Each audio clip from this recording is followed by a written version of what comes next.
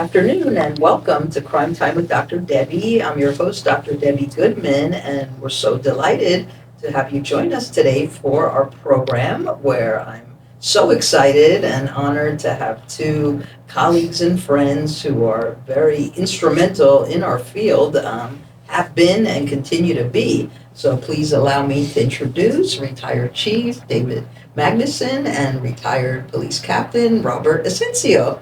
Thank you for taking time to be with us. Hey, Doctor. Good afternoon. Good to see you again. Great to see both of you. Always good to hook up with you here. Thank you so much. Well, we're going to dive right in and ask our guests to tell us about yourselves, please. So, Chief, would you like to start? Okay, thank you. Again, great to be here. David Magnusson.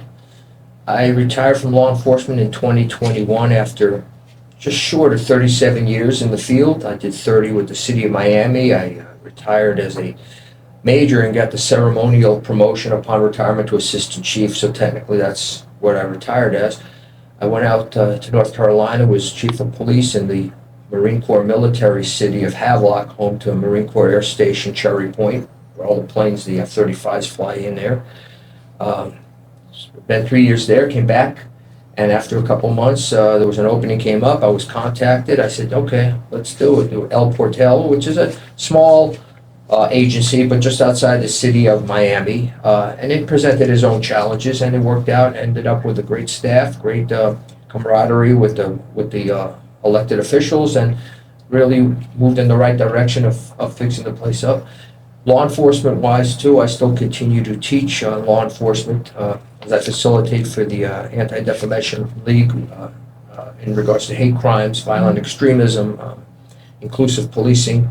And then, in between that, I've been very fortunate enough to hook up with an old colleague, old friend, Robert Asencio, who we worked in the past together during the COVID times, during the height of the pandemic.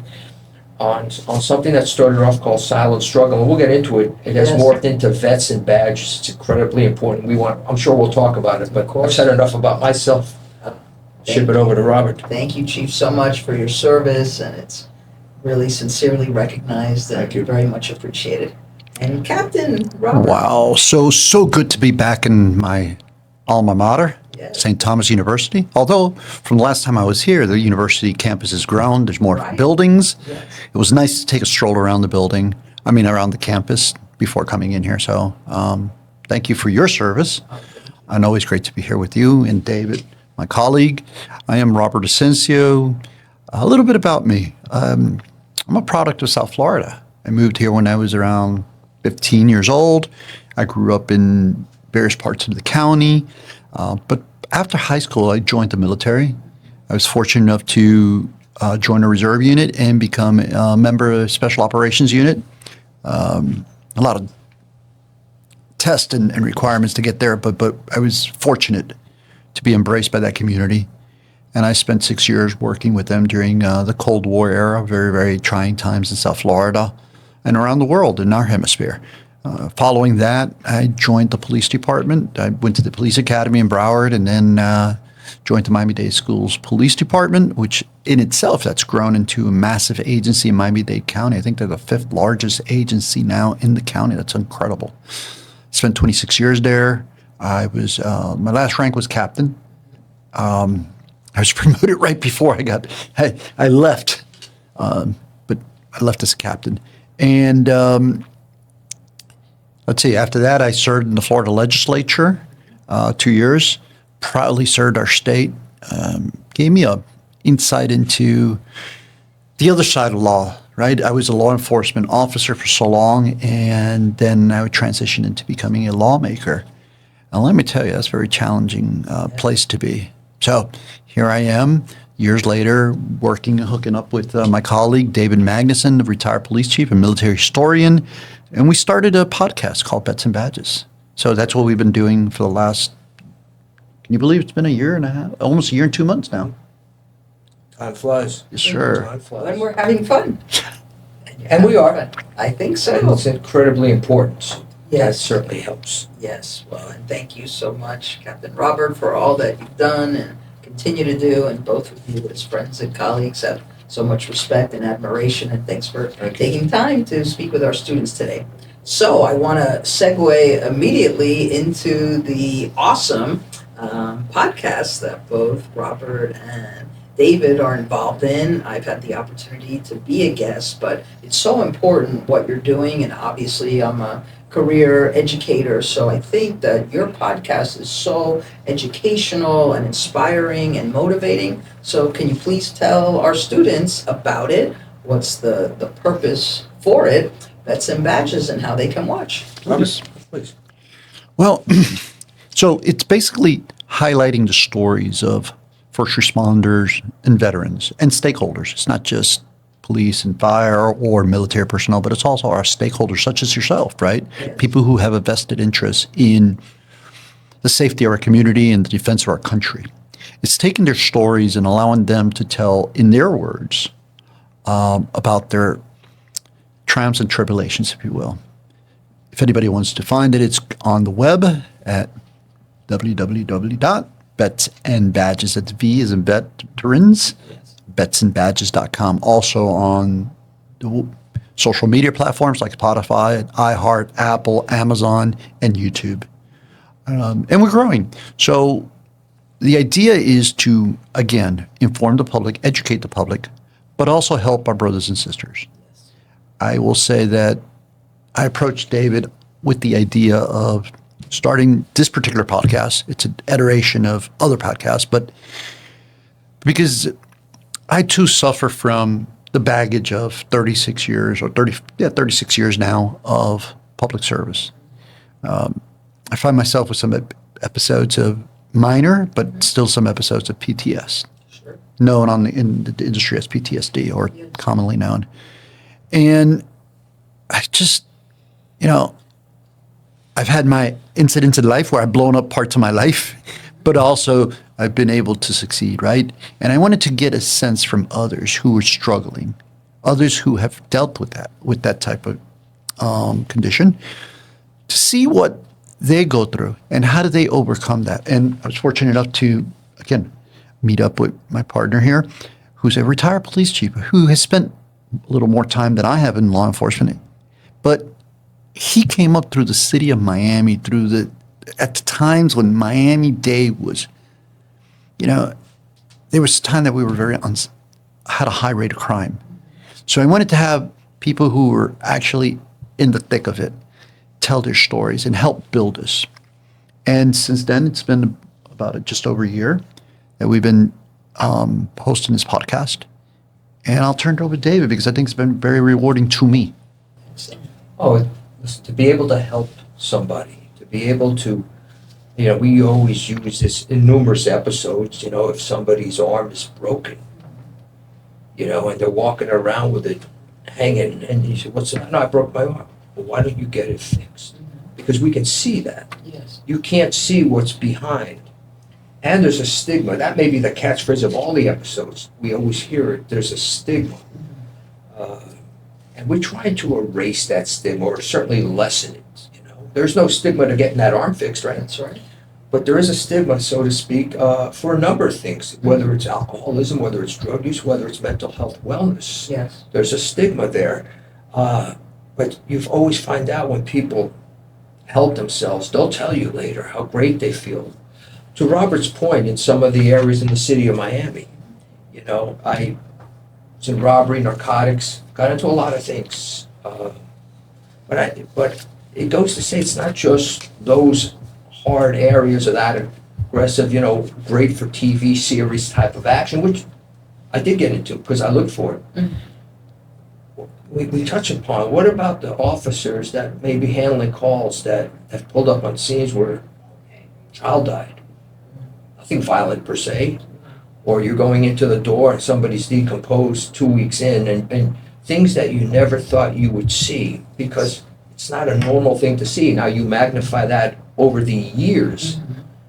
Even the most even-keeled person, the most resilient, has some baggage they're hanging on to because it's just not normal to see that. Yes. And the flip side of that would be that you totally tune it out and you become so ice cold that that's not a good way to go either.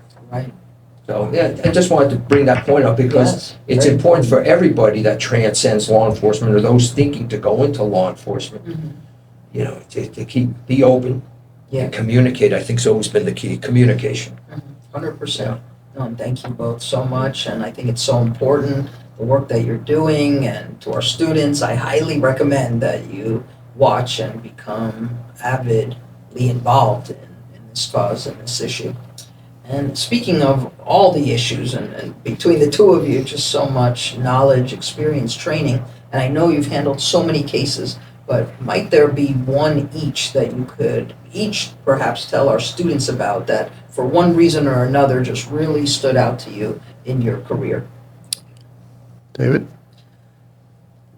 There's so many, I Yeah. mean, that you show up on, and, I mean, from officers being on certain homicide scenes, some scary scenes, maybe as a conglomerate when the tourist robberies were very high, and then I ended up going to robbery and sitting in some meetings where you hear Lawton Childs talking over the squawk box, because it was very important throughout the state of Florida. It Yes. was destroying the economy. I remember.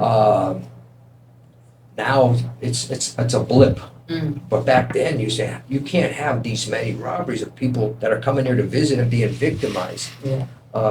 You know, I've had the opportunity, and some of my proudest moments to two different occasions, life-saving medals by pulling people out of burning cars. Wow. And that's still, I have that in the medal case. Two different times, totally different. I wear that as a badge of courage, and I'm extremely proud of that. Saved their lives. Amazing. And yeah, I'm very proud of that. But the stories, it's just different stories. I mean, if I was a homicide detective, maybe I can point to one specific homicide. Let's say it was a serial killer. I'm making this up, but Yeah. and you can say, yeah, there's just been so many different things: robberies, stakeouts, situations where I had a guy that just shot and killed two people. I was riding with the county in the RID. He just shot and killed two people in a area down along the river in the county side. And we turn in the corner, and who's walking down the street, gun in the hand, is this guy covered in blood. You know, and get him down at right. Commandments were all good, thankfully. Good. Dropped to the ground. And that was things that you say, wow, Mm-hmm. we were lucky. How did this happen? But there's a lot of stories. The thing is, I have never been one myself to go over occasionally with friends, but the war stories.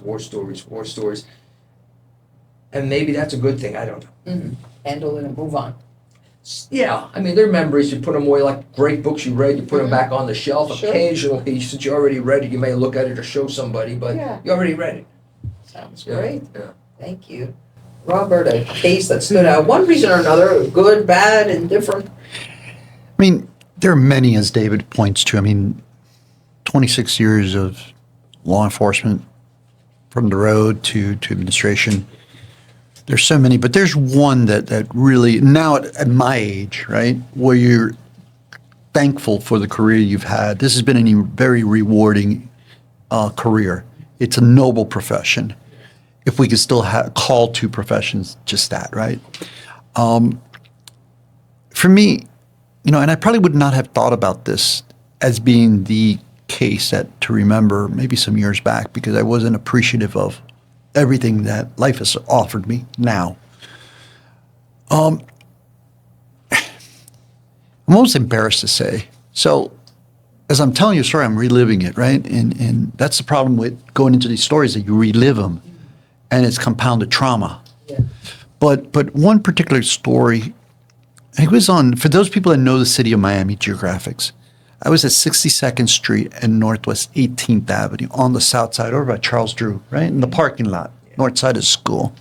And I was sitting in the parking lot, and I remember I was eating my lunch because there was a great little convenience store right up the street, I think like 64th Street. Did you ever go to that store? 60 Grandma's? It was on 64th Street. It's on the county side, but she cooked on Sundays pork chops and collard greens. I'm not much on collard greens, but those pork chops were to die for. Yeah. So I just gotten a plate, and she always prepared a little something for me.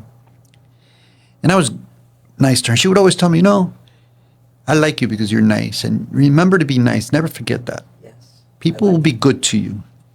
So fast forward, I'm 15, 20 minutes later, I'm sitting there chowing on pork chops, and I don't want to be bothered by anybody. And I see this person out the street waving. I'm thinking, what does they want? I'm thinking, well, if I start going that way, I know I'm probably going to get something because 18th Avenue was pretty notorious for shootings and activity. This is in the 90s. Actually, early 2000s. So she kept on waving, so I drove up to her. Maybe it was like 64th, 65th Street. And just as I'm turning the corner, she's pointing towards like right down the street, and I'm going north and I make a left. And just as I turn the corner, I hear the distinctive sound of a gunshot. Pop. My attention now is drawn to where the sound is, and I see the man fall. It was like 100 feet from the corner, so I didn't have to travel very far. Park the car, get out of the car, and I run over to the guy, and this guy was clearly going to die.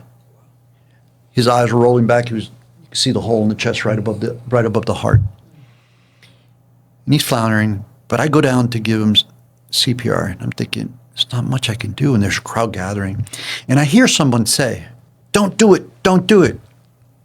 And I'm thinking, why won't they want me to give him CPR? But anyway, so I call for rescue. Rescue comes, and I did what it did. But I kept on hearing the guy say, don't do it, don't do it. And then the voice fades off, and you forget about it. So months later, actually probably a couple of years later, I get subpoenaed for court for a homicide. Wow. And the state attorney asked me if I remember the case. No, I don't. Why am I even here? I don't know this case. And then it jogged my memory. I read the arrest affidavit. I read the reports. I was listed as a witness. And I go in. They asked me if I knew the defendant. They had caught the subject. He had murdered a few other people. No, I don't know him. I tell the story. And there's a break, right? There's some type of arguments going on in court. There's talking about evidence or part of suppression of some evidence, whatever. The defense calls for motion. And long story short is that we all step out of the court. And there's a man there. And he tells me, do you remember me? And I was like, no. He says, I'm the one that was saying don't do it. Like, yeah, why were you telling me not to give the guy CPR? He goes, I was telling you not to do CPR. I was telling the guy behind you not to shoot you. Oh, wow. The subject was behind me. Wow, Robert.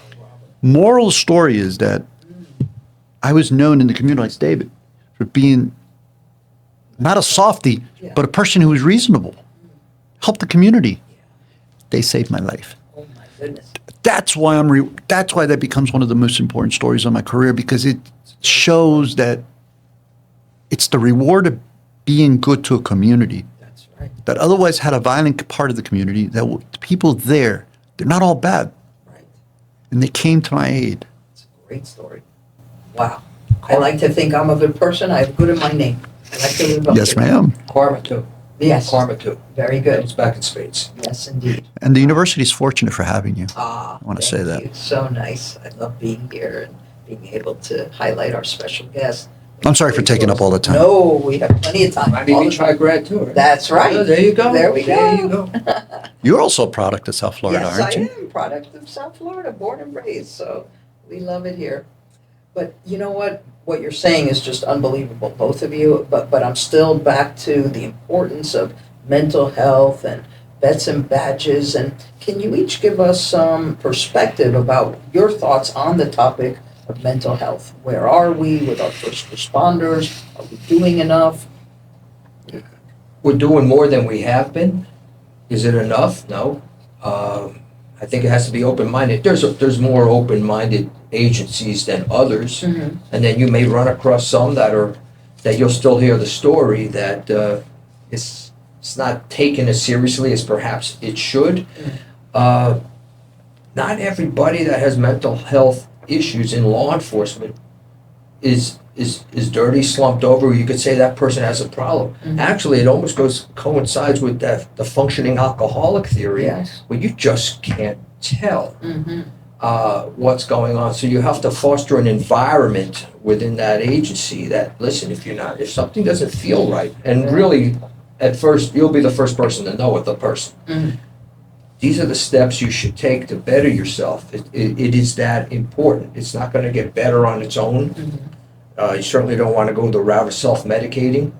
But I mean, statistics have shown, I mean, by 4 or 5 times more than the national average, the suicidal ideation attempts, things like that. I mean, numbers that are staggering. And the idea, well, how do you lessen them? How do you bring it down? And that's not to say to more bite-sized pieces, because you would want to get rid of it totally. Yes. You know better though. But why so much, and what's the problem? And it goes back, well, we're tough, we can't, we military, police, fire, we're tough.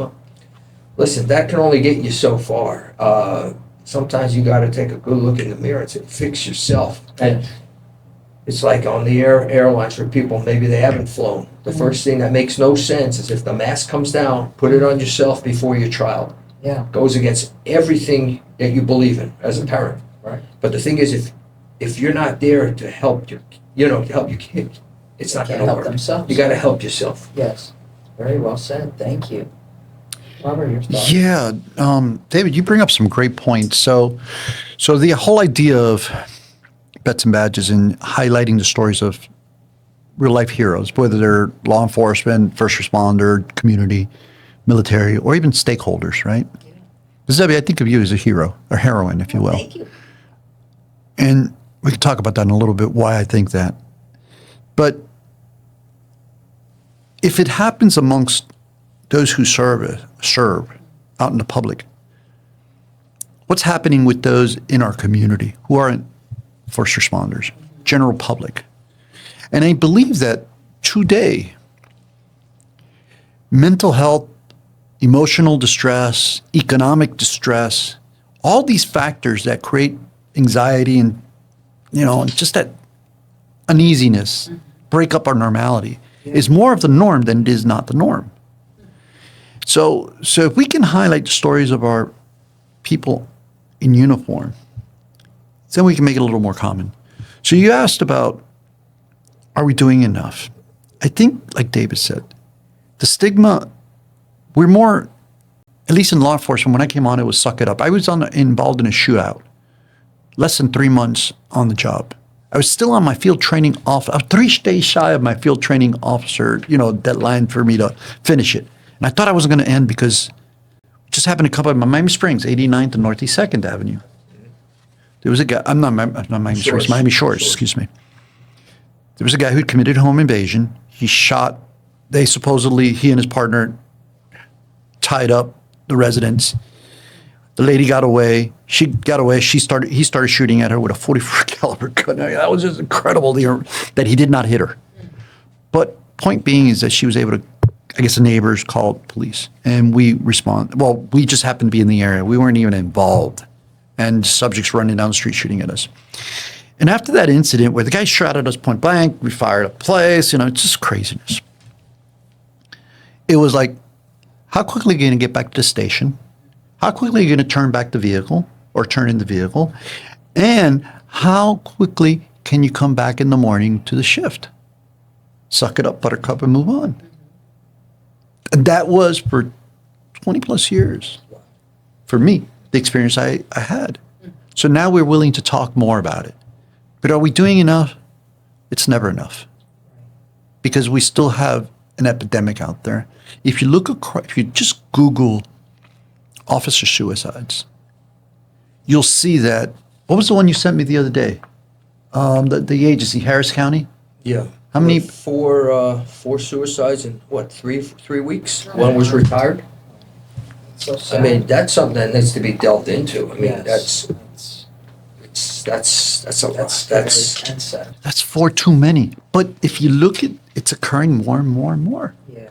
So I cringe to think what is occurring in the regular civilian world. And how can we help? Because if we're going to serve and protect, we're past our, on duty, right? We're retired now. Yes. Thank God, the retirement's good. But how do we continue to give back? And you are, through the podcast, through Bets and Badges. And, you both communicate so well, so effectively, beautifully. And for our students, they will need that as a skill set. So could you tell them, please, what your philosophy is overall about professional communication, demeanor, decorum? Why is that important in our field? Well, speaking just as a respectful man. Yes. But okay, we'll put in the chief part of moving up the ranks. But that's irrelevant because if you're a certain way at the department and then you treat people like garbage elsewhere, Right. at the end of the day, that's what you are. Mm. Good firm handshake. Look people in the eyes. Speak your point that you want to make respectfully, and be open. Be open for difference of opinion. Mhm. I think that's healthy. A good respectful debate in anything. Right? Sure. It's very important.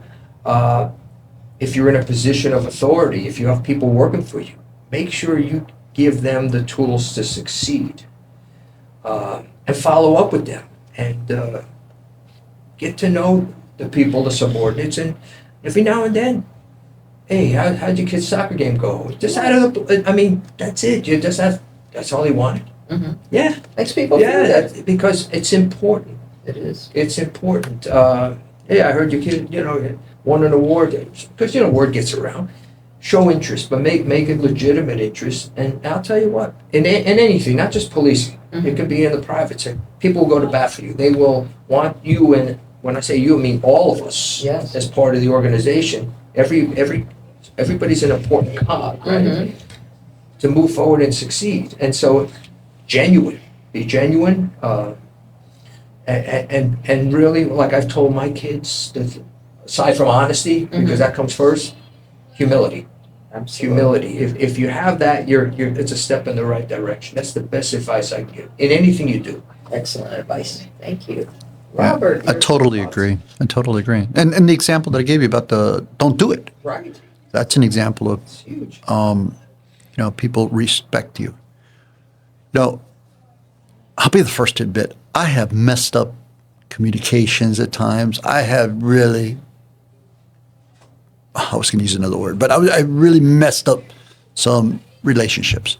I think there's no substitute, and based on experience, my gray hair, and all these years of learning, there's no substitute for good interpersonal skills.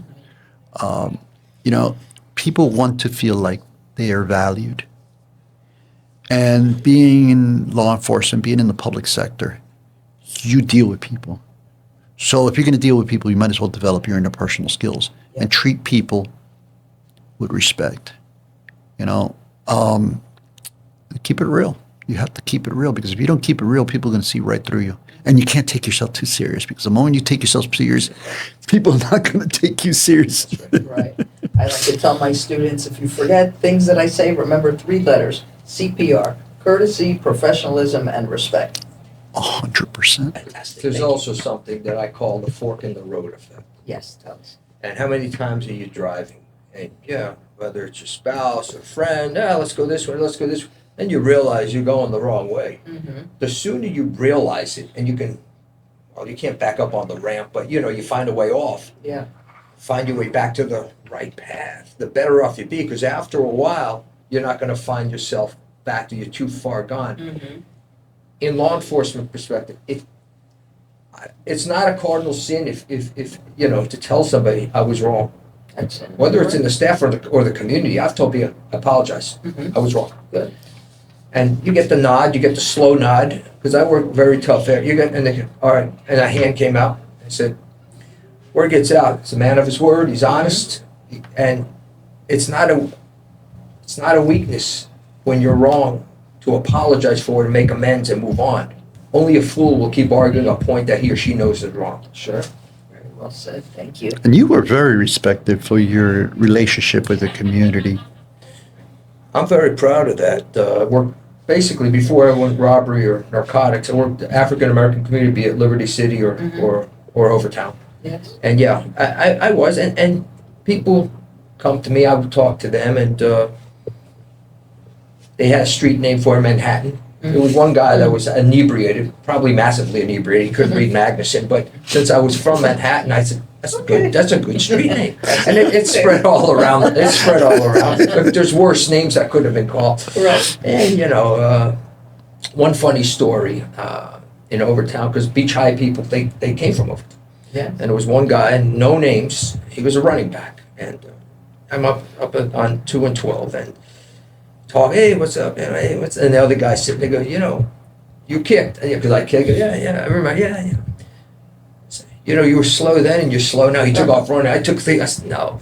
He was either holding or had a weapon, and he just was going to run and bail or ditch it, whatever he had. Right. And I said, I ain't chasing after. I'm having a full on there. I started laughing. There was no way I was going to catch him. Right. But there are a lot of funny stories, and I always tell people maybe the most realistic television show for Barney Miller. Barney Miller. Our For students sure. won't know that one. Yeah, but I gotta Google it because Google it's in it. a detective, and they get the job done. But what a bunch of characters, and they're very serious, yet they're not. That's policing, especially up in the investigative bureau. That's very realistic. Yeah, and you have to keep a sense of humor, otherwise it gets way too heavy. Oh yeah, Yeah. absolutely. For And sure. I think we both have a decent sense of humor. We Yeah. both do. Yeah, We yeah. certainly do. I can certainly laugh at myself. And that's important. That's important. Between the two of you, all that you've done, all that you've seen, obviously the challenges then and now.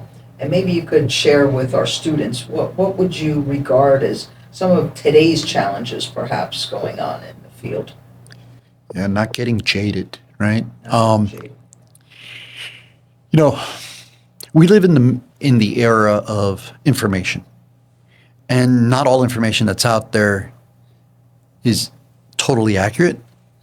And this is why I always harp on or stress good interpersonal skills followed up with good learning skills, because you have to be a student, a lifelong learner, if you will, because there's so many complexities out there and just so many competing entities Yes. and competing forces to try to sway you into the masses, if you will.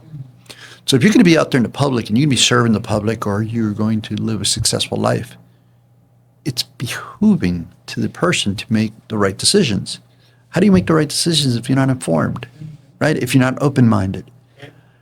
I think those are two lessons that carry for people, and they transcend into success, because life is not easy. So the more you prepare yourself, the more you keep an open mind, seeing other sides, the better off you'll be.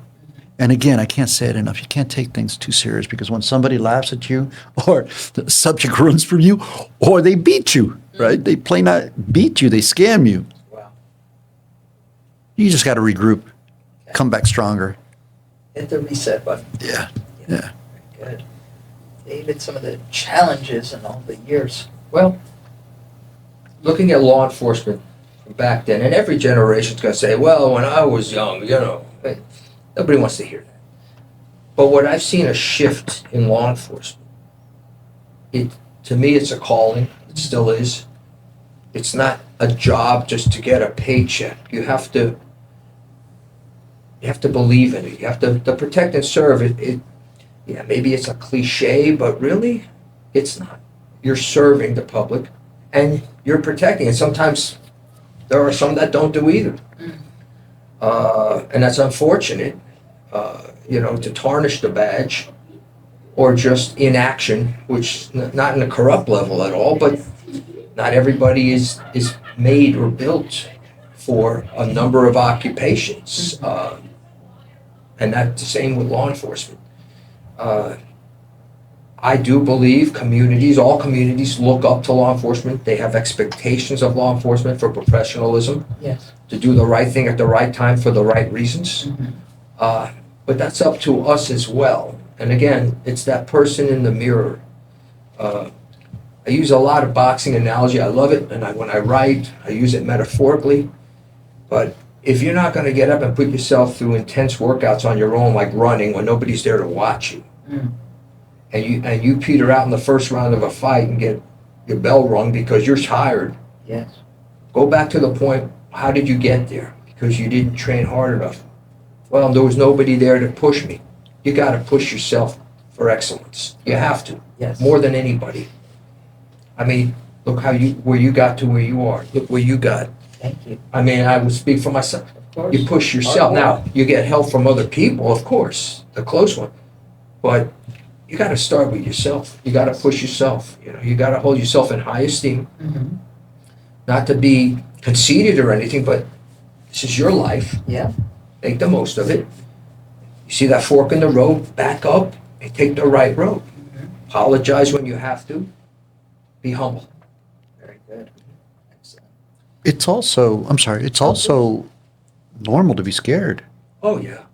right? Yes. I mean, this is a scary job. I was going to say scary ass job. It can be a scary job. And not to admit that, I think, is a disservice to yourself. Yes. But how do you face that fear? I wanted to ask you a question, Dr. Debbie. Please. What's your advice for those that are going to serve? I'm just curious. Yeah. No, I think so much of what you both said, and I have the honor and privilege of working with the students every day. I've been a professor for 30 years, and to, in a way, sum up a lot of what you both said was be good, be humble, have the right attitude. I think an attitude of gratitude. Where we are in life was a result of the hard work, the dedication, the devotion we have put in. And I think with the three of us and then our students watching, we're really about being other-serving.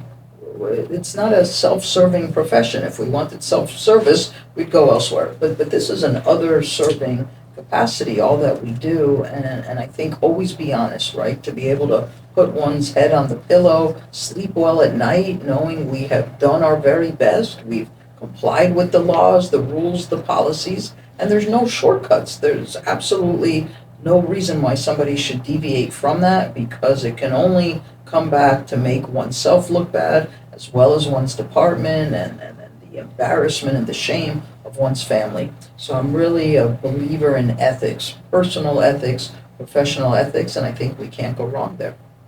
Thank you. Thank you for that question. And then what I wanted to do, Robert, you said fear. I'm always about the quotes and the acronyms, and I know both of you like that too in our conversations. But the way I see fear, we have two options. It can be, face everything and run, or face everything and rise. So do we run or do we rise? And if and when there's that instinct to run, let's consult. Let's get the friends and the colleagues on board. What's your opinion? What do you think? How can I help to rise? Retreating against overwhelming odds is maybe not a bad strategy if you're going to regroup. Very good. Militarily speaking. Yes. Okay.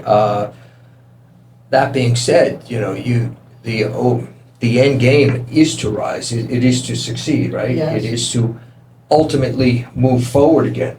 Going back to something that you said before, in anything in life, there's always that line. Yes. The Rubicon, if you want to call it. Yes. You're going to cross it. Before you cross it, you're golden.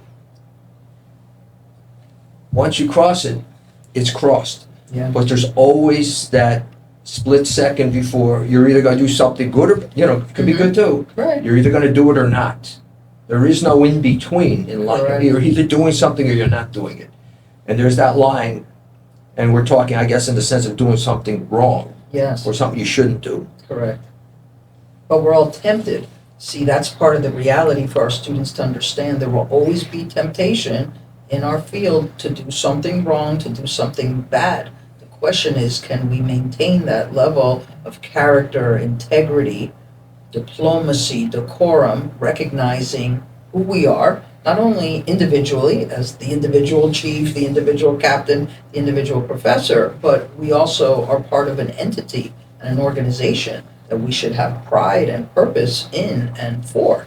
Therefore, that should hold us back from doing anything wrong, because what we all know is that the cameras are always rolling and people are always filming. So would we want that particular behavior to be seen by all? I think that's another barometer of not to cross the line.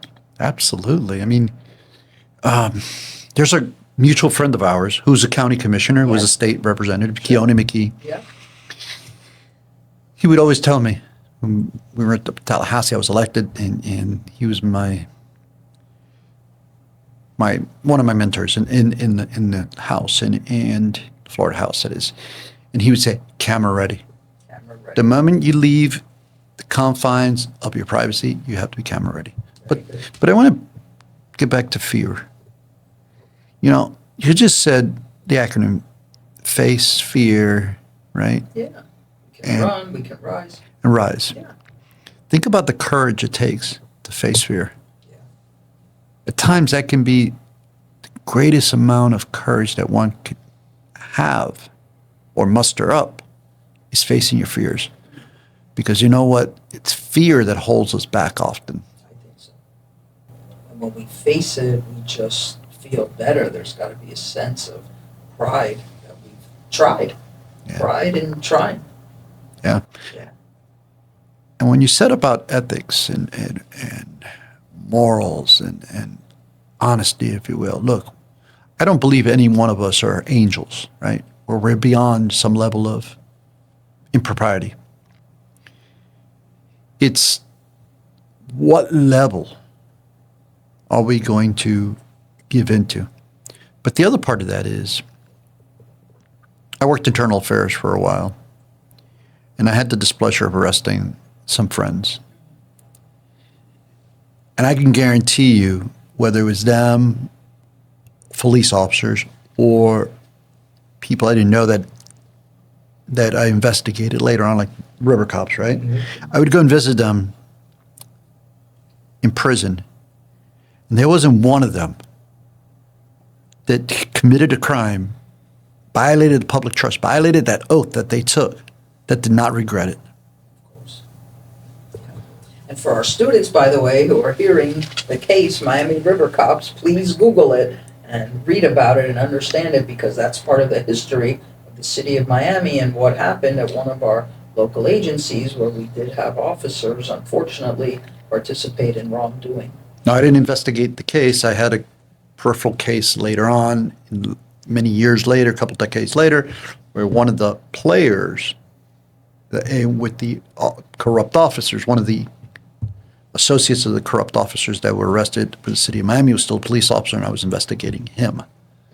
So I had to go and re-interview some of the city of Miami officers who have been arrested as part of that case. Wow. You know, so many lessons learned, and every time I have the pleasure and privilege of speaking with our students, I like to, have lessons not only about the curricula, but about life. So might the two of you be able to share with the students some of those key lessons, let's say, that you have learned in 30 plus years of service? Be your own person. Don't be a lemming. In policing or in anything else, private sector, what have you, find the person that fits all the qualities that you want.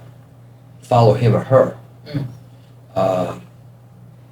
In policing, there are a lot of different characters to speak of, and a lot of different mindsets. But if you're your own person, I think that goes a long way.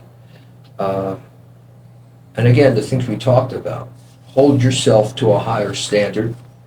There's only one way to say no. No. That's it. And that's Two it. little letters. That's what I've told my kids to hold.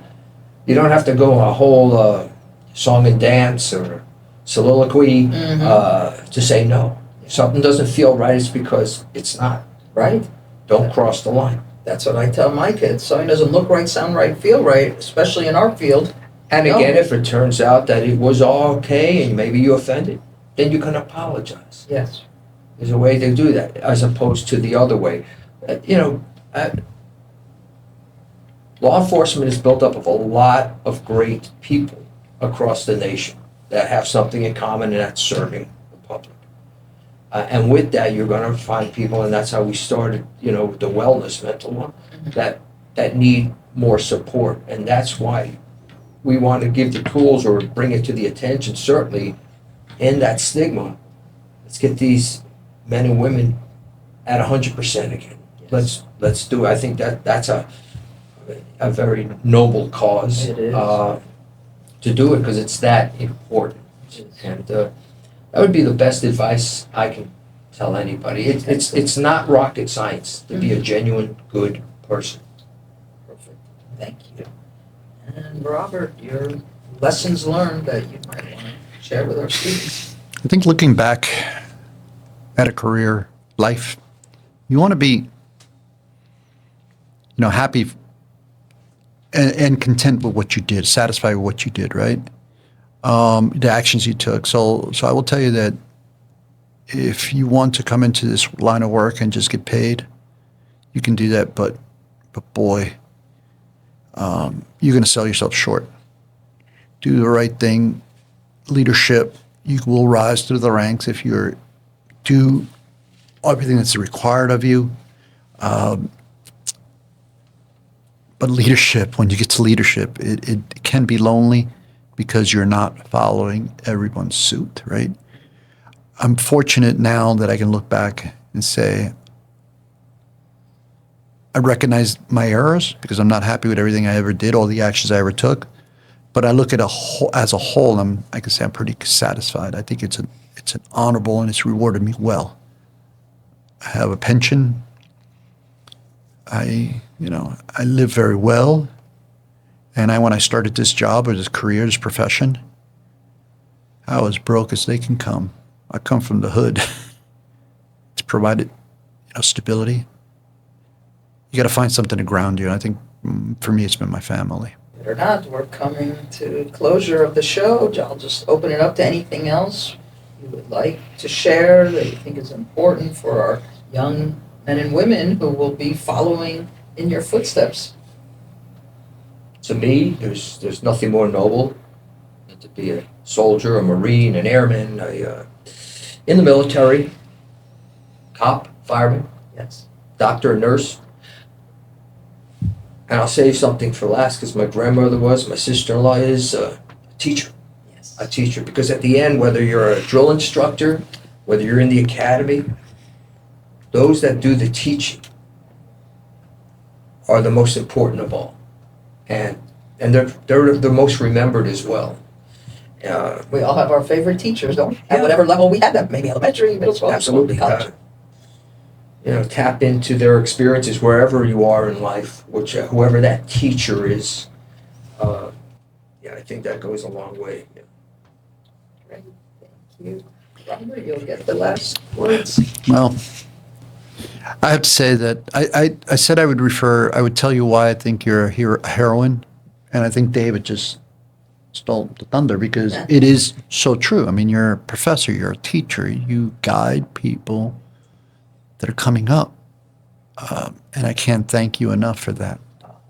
Thank you. So I really love it, and I'm so just blessed and delighted to have had the opportunity to do this for also 30 plus years and be able to help our men and women on their journey of excellence. And to the two of you, just again, as colleagues and friends, so much respect, appreciation, admiration for all that you've done and all that you continue to do. So thank you everyone for joining us on our podcast today. Again, I'm your host, Dr. Debbie Goodman, and thank you so much, Chief David Magnusson, Captain Robert Asencio, our retired colleagues, but yet doing so much for so many. And please check out their podcast. It really is excellent. It's very educational, Vets and Badges. And we'll see you soon. See you next time. Thank you.